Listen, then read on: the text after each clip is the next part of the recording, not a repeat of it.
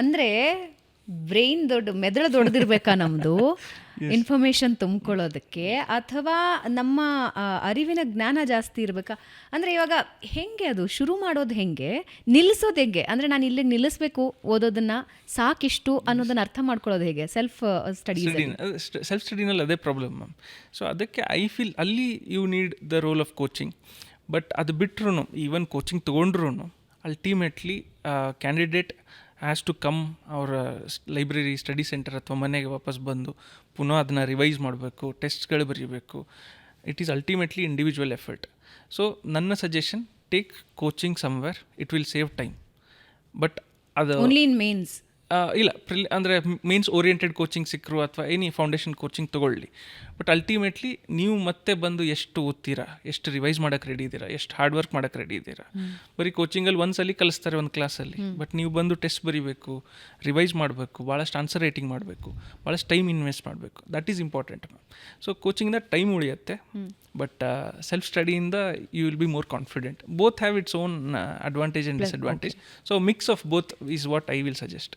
ಈ IAS ಮಾಡಬೇಕು ಅಥವಾ UPSC ಕ್ರ್ಯಾಕ್ ಮಾಡಬೇಕು, IPS ಆಗಬೇಕು, ++ ಆಗಬೇಕು ಅಂದ್ಕೊಳ್ಳೋ ಯಾರಾದರೂ ಮಾತಾಡ್ತಾ ಇದ್ರೆ ಹೇಳೋ ಒಂದೇ ಮಾತು, ಅದು ಬುದ್ಧಿವಂತರಿಗೆ ಮಾತ್ರ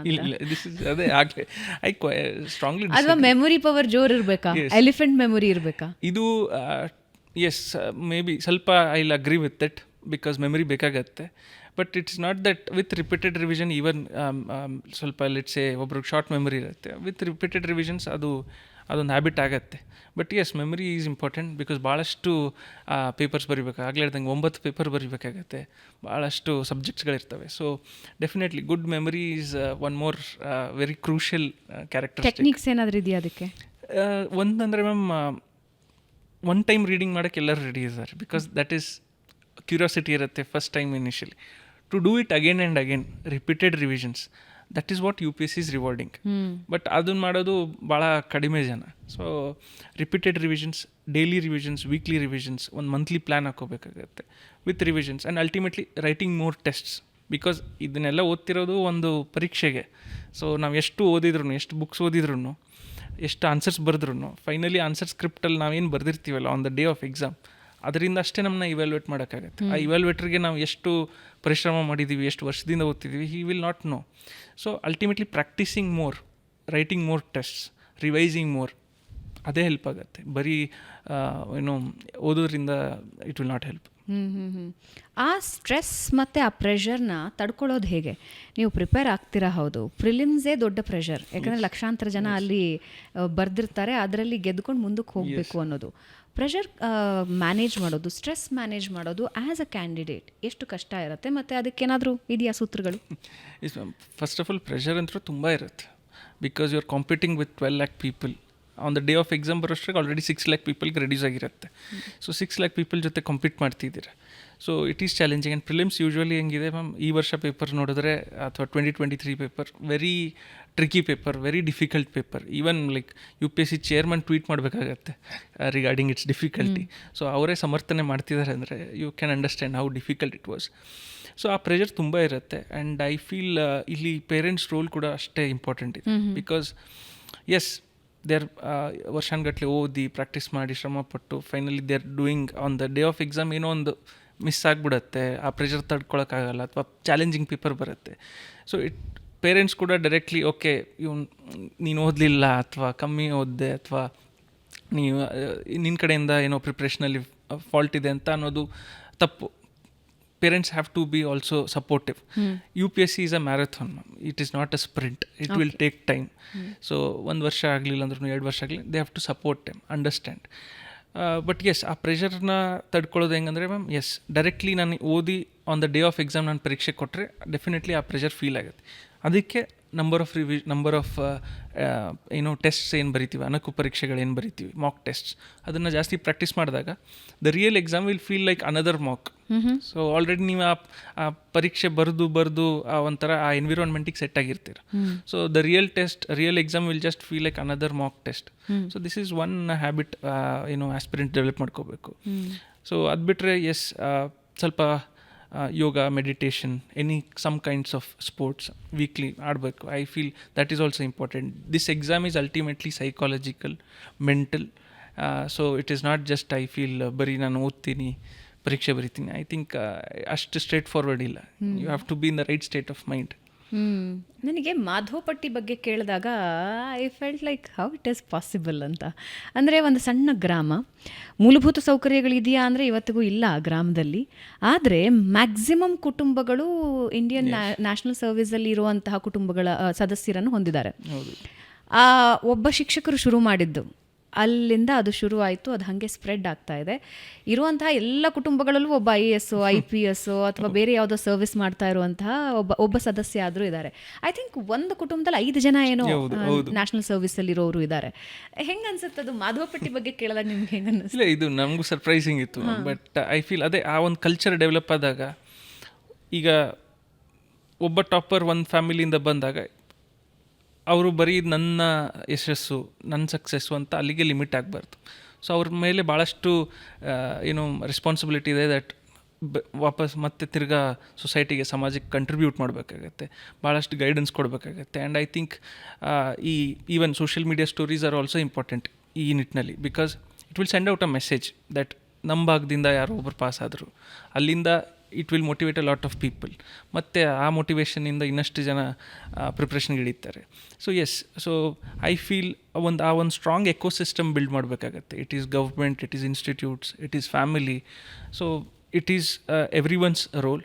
And I feel civil services is one such platform where we can contribute so much to the nation, so much to the public. So ಆ ಒಂದು ಎಕೋಸಿಸ್ಟಮ್, ಆ culture we have to develop strongly. And ಮಾಧವಪಟ್ಟಿನಲ್ಲಿ it has happened. And I feel such ecosystems have to be created even ಕರ್ನಾಟಕದಲ್ಲಿ. ಯಾಕಂದರೆ ಇಲ್ಲಿಂದ ಯಾರು pass ಆಗಿ ಹೋಗ್ತಿದ್ದಾರೋ ವಾಪಸ್ ತಮ್ಮ ಗ್ರಾಮಗಳಿಗೆ, ತಮ್ಮ ಊರುಗಳಿಗೆ ಅದರದ್ದು ಒಂದು ಸಣ್ಣ ಸೇವೆ ಕೊಟ್ಬಿಟ್ರೆ ಐ ಥಿಂಕ್ ಆಯಾ ಗ್ರಾಮಗಳು ಬೆಳ್ಕೊಂಡ್ಬಿಡುತ್ತೆ ಅಂತ ಅನ್ಸುತ್ತೆ. ಓಕೆ, IAS ಆಗೋ ಕನಸು ನಿಮಗೆ ಶುರು ಆಗಿದ್ದು ಯಾರಿಂದ? ಅಂದರೆ ಯಾರಾದರೂ ಇದ್ರಾ, ಇನ್ಸ್ಪೈರ್ ಆದ್ರಾ, ಹೆಂಗೆ? ಲೈಕ್ ಚಿಕ್ಕಂದ್ರಿಂದನೂ ಭಾಳಷ್ಟು ನಾನು ಬೇರೆ ಬೇರೆ ಊರುಗಳಲ್ಲಿ ಬೆಳೆದೆ. ಸೊ ಪ್ರತಿ ಸಲ ಹೋದಾಗ ಡಿಫ್ರೆಂಟ್ ಕೈಂಡ್ಸ್ ಆಫ್ ಚೇಂಜಸ್ನ ಅಬ್ಸರ್ವ್ ಮಾಡ್ತಿದ್ದೆ. ಆ್ಯಂಡ್ ಪ್ರತಿ ಸಲ ನಾವು ತಂದೆಗೆ ಪ್ರಶ್ನೆ ಮಾಡ್ತಿದ್ದೆ, ಯಾಕೆ ಈ ಊರು ಇಷ್ಟು ಡೆವಲಪ್ ಇದೆ ಆ್ಯಂಡ್ ಇನ್ನೊಂದು ಊರು ಅಷ್ಟಿಲ್ಲ, ಅವ್ರದ್ದು ಏನಾದ್ರು ಚೇಂಜಸ್ ಆಯ್ತು ಅಂದರೆ. ಆವಾಗ ಮನಿಮನನ್ ಸರು ಹುಬ್ಳಿ ಧಾರವಾಡ ಕಮಿಷನರ್ ಆಗಿದ್ದರು, municipal commissioner. So he was taking up a lot of activities. Firebrand officer DK Ravi sir ಆಗಿರ್ಬೋದು, he was my inspiration. And ultimately ಆ ಒಂದು ಕುತೂಹಲ it turn into lot of questions. And ಅಲ್ಲಿ ನನ್ನ ತಂದೆ ಹೇಳಕ್ಕೆ start ಮಾಡಿದ್ರು, ಹಿಂಗೆ ಸಿವಿಲ್ ಸರ್ವಿಸಸ್ ಇರುತ್ತೆ, this is what an IAS can do. ಅವರು ಯಾವತ್ತೂ ಏನು ಈ ಪವರ್ಸ್, ಪ್ರಿವಿಲೇಜಸ್ ಬಗ್ಗೆ ಮಾತಾಡಲಿಲ್ಲ, ರೆಸ್ಪಾನ್ಸಿಬಿಲಿಟೀಸ್ ಬಗ್ಗೆ ಮಾತಾಡಿದ್ರು. ಏನು ಚೇಂಜಸ್ ಮಾಡ್ಬೋದು ಒಬ್ಬ IAS ಸಮಾಜದಲ್ಲಿ, ಅದ್ರ ಬಗ್ಗೆ ಮಾತಾಡಿದ್ರು. ಸೊ ಅದು ನನಗೆ growing up it motivated a lot. And ಈಗಲೂ ಲೈಕ್ ಈವನ್ ಡ್ಯೂರಿಂಗ್ ಪ್ರಿಪ್ರೇಷನ್ ಭಾಳಷ್ಟು IAS ಆಫೀಸರ್ ಸ್ಟೋರೀಸ್ನ ಅಬ್ಸರ್ವ್ ಮಾಡಿದಾಗ ಅದು ಇನ್ಸ್ಪೈರಿಂಗ್ ಅನ್ಸಿತ್ತು ಸ್ಟೋರಿ ಯಾವುದು ನನಗೆ ಜಾಸ್ತಿ ಅಂದರೆ DK ರವಿ ಸರ್ದು ಒಂದು ಅದ್ಭುತ ಇನ್ಸ್ಪಿರೇಷನ್. ಮೇಘಶ್ರೀ DR ಈಗ ಕರೆಂಟ್ಲಿ ವಯನಾಡ್ DC ಇದ್ದಾರೆ, ಅವರು ಶೀಸ್ ಮೈ ರೋಲ್ ಮಾಡೆಲ್. ಹೀಗೆ ನಮ್ಮ ಸ್ವಚ್ಛ ಭಾರತ್ ಮಿಷನ್ ಮಾಡಿದಂಥ ಅವ್ರ sir IAS, he was senior IAS officer, he was very good. Parameswaran Iyer. So ತುಂಬ ಇದ್ದಾರೆ. Like these stories motivated me. And ultimately my motivation is also comes from my village. ನನ್ನ ಹಳ್ಳಿ, ನನ್ನ ತಂದೆ ನನಗೆ ಬಿಗ್ಗೆಸ್ಟ್ ಮೋಟಿವೇಶನ್. ಪ್ರತಿ ಸಲ ಊರಿಗೆ ಹೋದಾಗ, ಬಿಕಾಸ್ ನಮ್ಮದು ಒಂದು rain shadow area, drought prone area. So ಭಾಳಷ್ಟು ಇನ್ನೂ ಈಗ even to this day drinking water problem exist ಇದೆ. ಸೊ ಪ್ರತಿ ಸಲ ಆ ಊರಿಗೆ ಹೋದಾಗ ಆ ಸಮಸ್ಯೆ ನೋಡಿದಾಗ ಅವ್ರಿಗೊಂದಿಷ್ಟೇ, ಯಾವಾಗ DC ಆಗ್ತೀಯ, ಅದೊಂದು ಪ್ರತಿ ಸಲ ಅದೊಂದು ರಿಮೈಂಡರ್ ಇತ್ತಲ್ಲ, ಅದು ನನಗೆ ತುಂಬ ಛಲ ತುಂಬ್ತಿತ್ತು. ಪ್ರತಿ ಸಲ ಫೇಲ್ ಆದಾಗಲೂ ಅದೊಂದು ಆ ಒಂದು ಅವ್ರ ಏನಂತಾರೆ, ಅವ್ರ ಆಸೆ ಏನಿತ್ತು ಅದನ್ನು ಪೂರೈಸಬೇಕು ಅಂತ ಒಂದು ಇನ್ನಷ್ಟು ಮೋಟಿವೇಟ್ ಆಗ್ತಿದ್ದೆ. So all of this is my motivation. ನನ್ನ ತಂದೆ ಕೂಡ ನನ್ನ ಮೋಟಿವೇಶನ್. ಅವ್ರ ಜೀವನನೇ ನನಗೆ, ಅವ್ರ ಬದುಕೇ ನನಗೆ ಮೋಟಿವೇಶನ್. ವಂಡರ್ಫುಲ್. ಈಗ ನಾವು 10th ಎಕ್ಸಾಮ್, ಬೋರ್ಡ್ ಎಕ್ಸಾಮ್ಸ್ಗೆ ಹೆಂಗೆ ರೆಡಿ ಆಗ್ತಾ ಇದ್ವಿ ಅಂತ ಹೇಳಿದ್ರೆ, ಒಂದು 4-5 ವರ್ಷದ ಹಿಂದಿನ ಕ್ವೆಶ್ಚನ್ ಪೇಪರ್ಸನ್ನು ಇಟ್ಕೊಂಡು ನೀಟಾಗಿ ರೆಡಿ ಆಗ್ತಿದ್ವಿ. ಇವನ್ ನೀವು ಅದನ್ನೇ ಮಾಡಿರ್ತೀರಾ. UPSC ಅದು ವರ್ಕ್ ಆಗುತ್ತಾ? UPSCನಲ್ಲಿ ಪ್ರೀವಿಯಸ್ ಇಯರ್ ಕ್ವೆಶನ್ಸ್ ಏನಂತೆ PYQs, definitely it will help ma'am.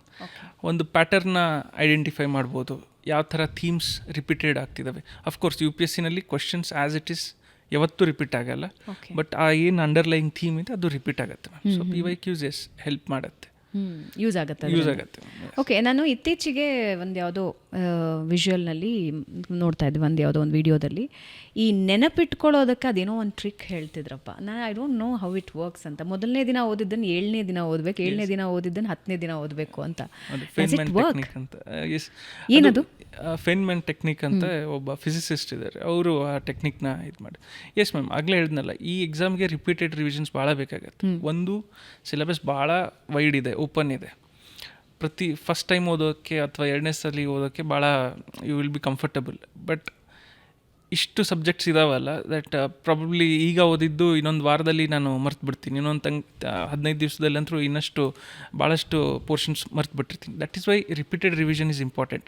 Ultimately ನೀವು ಕಡಿಮೆ ಓದಿ, ಬಟ್ ಅದನ್ನು ರಿಪೀಟೆಡ್ ಆಗಿ ಓದಿ, that will retain a lot. So because ಆಗಲೇ ಹೇಳ್ದಂಗೆ ಆನ್ಸರಲ್ಲಿ ನಾವು ಅದನ್ನು ಓದಿದ್ದನ್ನು ಡಿಪಿಕ್ಟ್ ಮಾಡಬೇಕಾಗತ್ತೆ, ಬರಿಬೇಕಾಗತ್ತೆ.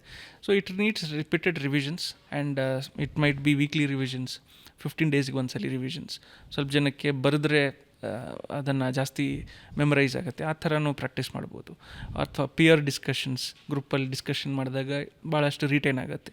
ಸೊ ಈ ಥರ ಡಿಫ್ರೆಂಟ್ ಪ್ಯಾಟರ್ನ್ಸ್ ಇದೆ, ಮೆಥಡ್ಸ್ ಇದೆ, ಬಟ್ ಇಟ್ ಈಸ್ ಇಂಪಾರ್ಟೆಂಟ್. ಇದೇ ಮೆಥಡ್ ಅಂತಿಲ್ಲ, multiple but revision ultimately this all comes down to revision.